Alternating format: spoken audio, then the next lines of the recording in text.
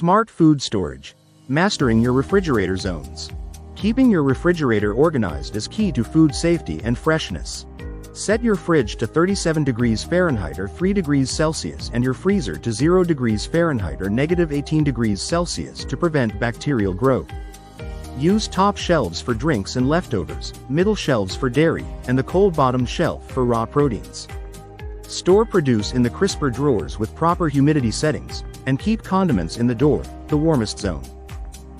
Don't overcrowd shelves, use clear containers, and label leftovers to reduce waste and keep your family safe.